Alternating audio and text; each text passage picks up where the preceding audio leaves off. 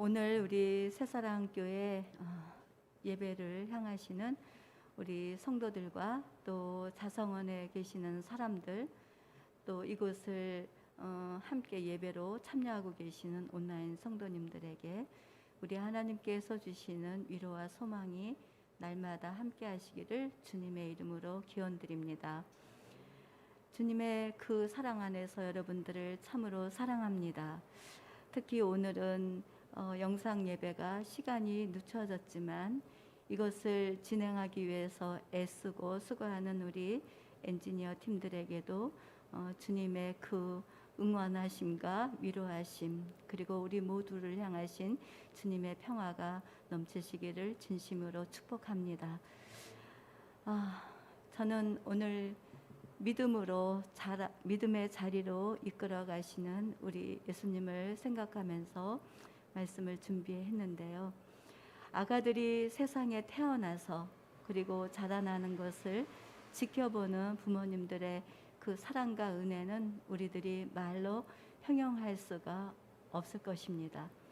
그러나 우리들의 부모님들은 자신들이 어떤 수고와 정성 그리고 희생과 헌신, 그것을 마음에 두는 것이 아니라 오히려 자녀들이 자라나는 것을 보면서 기뻐하고, 또 자녀들이 힘겨워할 때 부모님들은 같이 안타까워하면서 우리의 자녀들이 이 세상을 잘 살아갈 수 있도록 뒤에서 응원해주고 격려해주고 배려해주시는 분이 우리의 부모님들이십니다.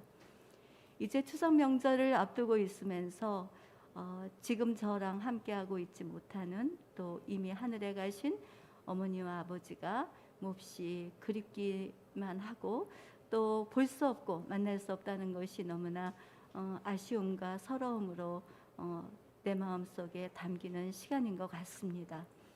하지만 우리의 생명이 되시고 우리의 길을 지도해 가시며 우리와 함께 동행하시는 하나님 아버지, 그 하나님 아버지는 우리 곁에 계셔서 늘 응원해 주시고 우리들이 믿음의 자리를 잘 찾아갈 수 있도록 언제나 함께 계신다는 것을 생각해 보니 마음속에 그 아쉬움도 안타까움이 일어나는 것이 아니라, 오히려 우리 육신의 부모님들은 생명의 한계가 있어 우리와 헤어지지만, 그렇지만 영원하신 하나님의 그 사랑과 그 은총은 우리와 영원히 함께 계심을 믿으면서 오늘의 이 예배를 통해서 하나님의 들려주시는 이 말씀들이 우리의 심령 속에 참된 기쁨이 되어서 흘러오고 하나님의 뜻을 잘 이루어갈 줄 아는 저와 여러분들이 되기를 주님의 이름으로 기원합니다. 오늘 누가복음에 보면 누가복음에 그 기록한 저자는 누가인데 12 제자들을 사도라고 칭하고 있습니다. 사도라고 하는 것은 예수님의 십자가의 죽으심과 부활을 목격한 제자들을 의미하는 것인데요. 누가는 그 제자들을 사도라 칭하면서 이제 예수님을 전해주고 있습니다. 제자들은 예수님을 믿고 나서 끊임없이 예수님을 따라다녔습니다. 그리고 예수님께서 행하시는 모든 것들을 다 보았죠. 들었습니다. 그리고 함께 했습니다. 예수께서 사람들을 고치시고 살리시고 뿐만 아니라 영생을 주시고, 그리고 또한 미래의 교회를 이끌어갈 12 제자들을 향해서 이제 너희들이 하나님 나라를 어떻게 세워가야 되는지에 대한 그 교훈과 그리고 도전을 주시면서 제자들을 믿음 안에서 잘 자라날 수 있도록 동행해 주시는 그 말씀을 오늘 누가복음에서 만나게 되는 것입니다. 예수님과 함께 따라다니던 제자들이 오늘 본문 말씀의 5절에서 이렇게 말하죠. 사도들이 주께 여짜오되 우리에게 믿음을 더하여 주소서 하니, 사도들이라고 하는 표현으로 봐서 한두 사람이 아니라 여러 사람이 함께 믿음을 더하여 주소서라고 구하고 있습니다.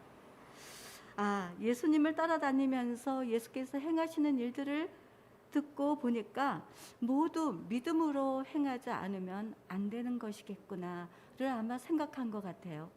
예수님께서는 모든 것을 외적으로도 그렇지만 내적으로도 만나는 사람들마다 힘과 위로와 용기를 주시면서 그들을 생명의 길로 이끌어내시는 그 모습을 제자들이 보고 생각해낸 것 같습니다.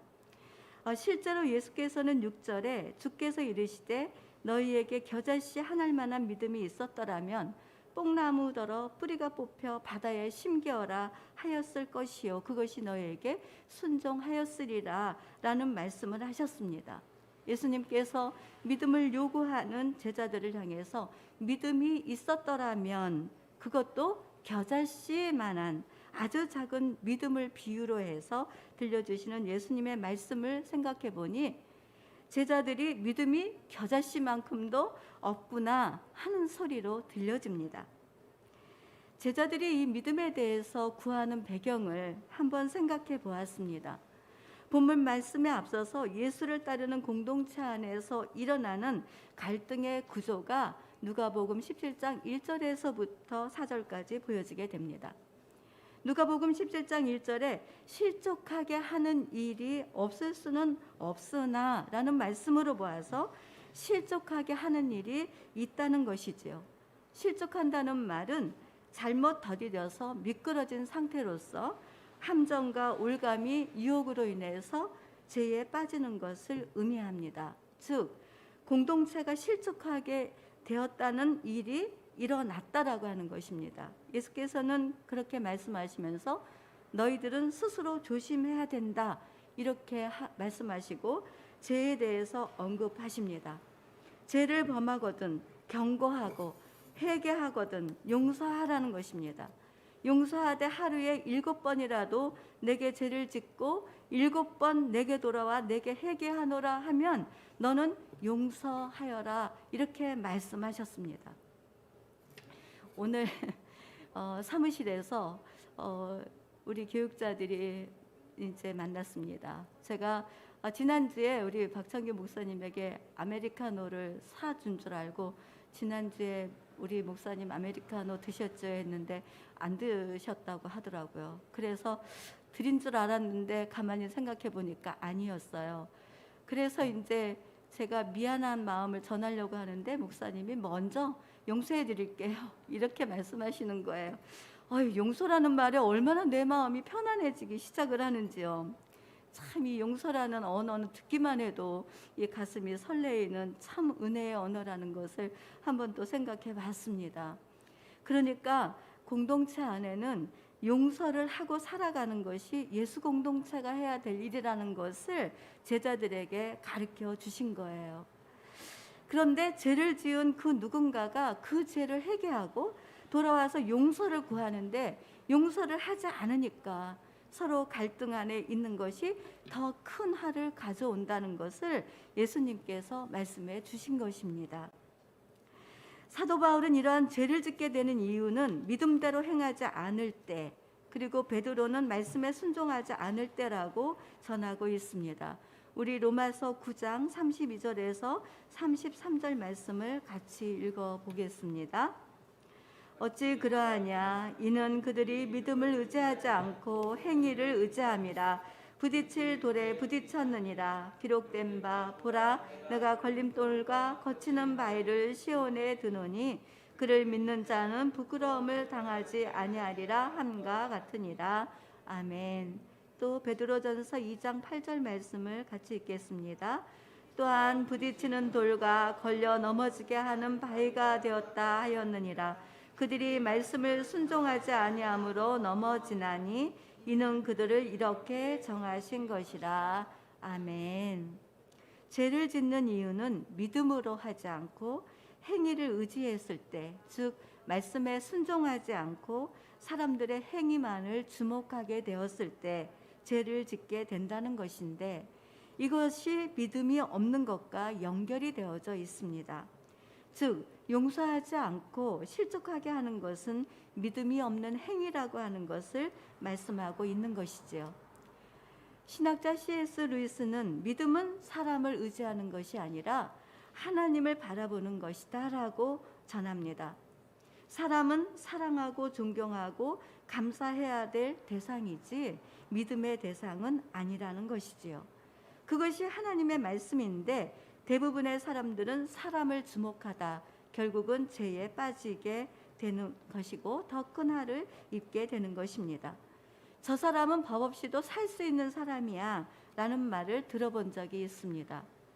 그런데 그렇게 믿고 있었던 사람이 실망하는 행동을 하거나 볼 때 또는 듣게 될 때면 관계가 이어지지 못하고 떠나가게 되지요. 예수를 따르는 믿음의 공동체는 사람의 행위대로 판단하다가 또 넘어지는 그런 경우들이 종종 있기도 합니다. 지금 믿음을 구하는 제자들의 마음속에 어쩌면 그런 어려움이 있지는 않았을까를 한번 생각해 보았습니다. 12명이 모여서 함께 살고 다니면서 마음속 깊은 곳에 용서하지 못하고 있는 자기 자신을 발견한 것은 아닐까.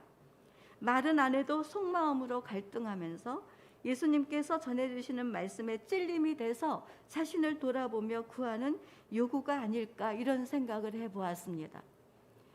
우리들이 신앙의 길을 잘 가고 있는데 뭔가 예수를 닮지 않는 모습을 보일 때가 있습니다. 저도 그럴 때면은 무슨 말을 하냐면, 나는 언제쯤 예수를 닮을까? 나는 아직도 예수를 따라가기에 너무나 먼 사람이구나. 이것을 생각하게 되죠. 예수를 따르던 12제자들이 예수를 따라다니면서 듣는 얘기들이 결국은 자신들 내면 깊은 곳에 죄성이 도사리고 있다라고 하는 것을 알고서 자기 성찰 끝에 예수님께 믿음을 주십시오라고 구한 것이 아닐까, 이런 생각을 해보게 되었습니다. 믿음이 있다고 하면서 용서도 못하고 살아가는 것을 아시는 예수께서 그것을 가르치시는 은혜가 얼마나 크고 놀랍게 다가왔는지요.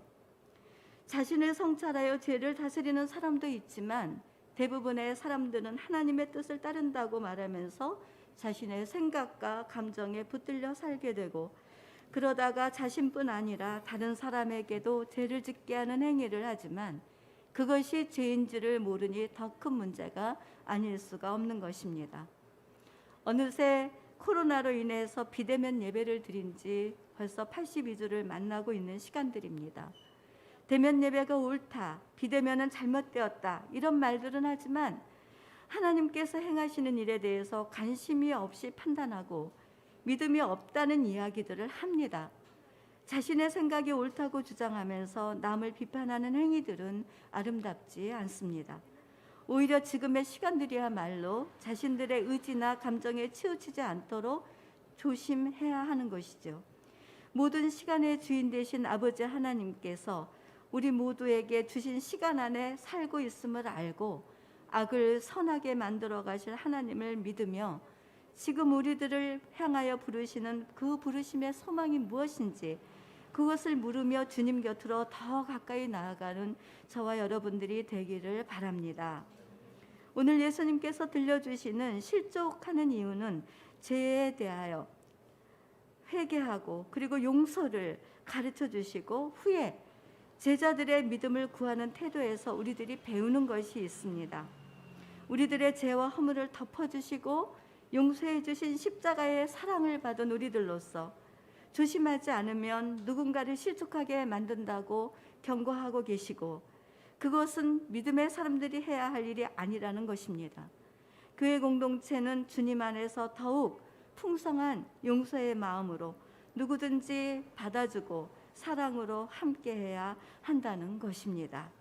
우리 김명희 성도님께서 사랑할 때에 더 풍성한 것들을 누린다라고 기도해 주신 것처럼 거기에 용서할 때에 우리는 더 풍성한 생명을 누리게 될 것입니다.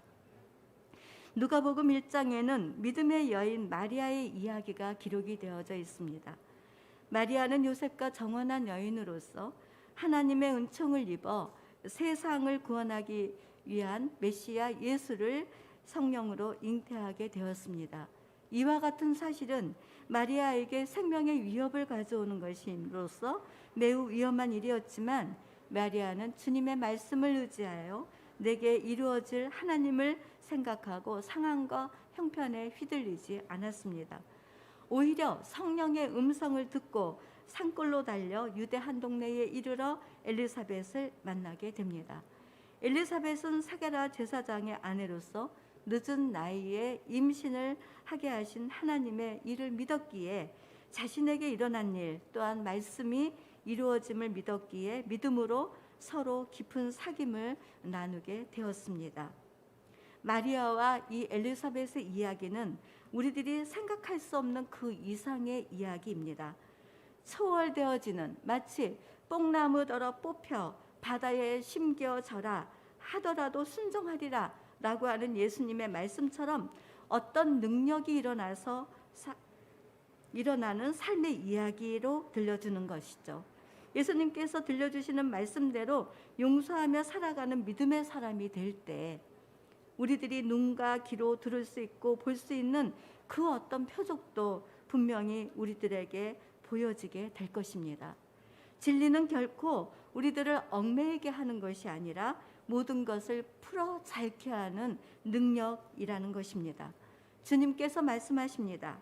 믿음은 내가 너희를 죄에서 용서해 준과 같이 너희도 죄와 허물을 보이는 형제와 자매를 용서하며 사는 것이다 라는 것입니다.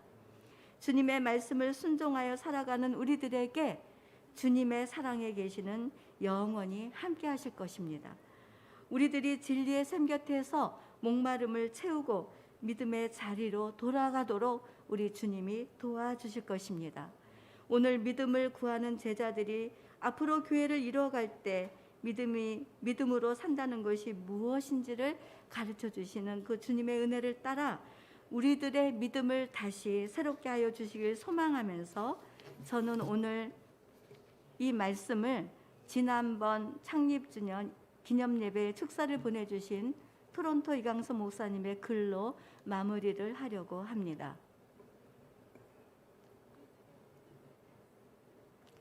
그대 속이 텅 빈 고목 자르고 꽃을 심었죠. 이에 남다른 남에게는 없는 나만의 감탄. 너는 내 것이라. 내가 심었기에 물을 주며 돌봤기에 눈물 나도록 굽다. 눈물을 흘리고 있노라니 그분의 감탄이 깊은 곳으로 오다. 너는 내 것이라. 알겠다. 그 선언의 환희를, 그가 찾아오는 감탄을 이에 화답한다. 주님, 나는 당신의 소유된 백성입니다. 나를 심으신 자여, 그간 그대가 나를 가꾸었나이다.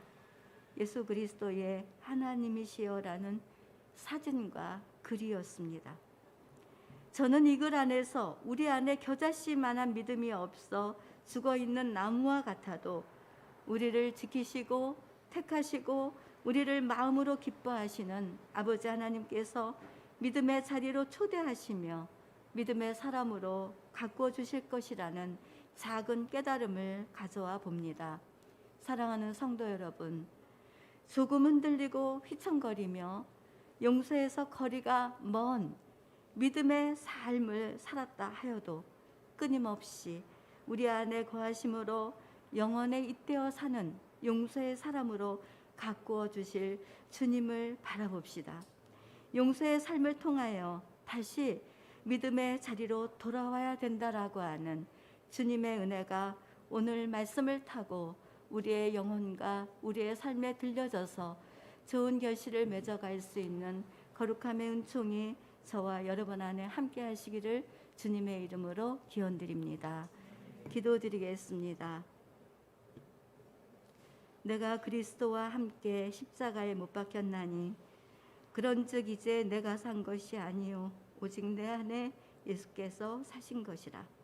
이제 내가 육체 가운데 사는 것은 나를 사랑하사 자기 몸 버리신 예수 위에 사는 것이라. 사랑하는 주님, 무더운 여름 코로나로 인해서 또 여러 가지 상황과 환경으로 인해서 우리 안에 어떤 마음이 들어와 있는지 오늘 말씀을 보며 다시 믿음의 자리로 돌아오라고 초대해 주시니 감사드립니다. 사랑하는 주님, 용서하며 살아야 하는데 용서 없는 삶을 살았습니다.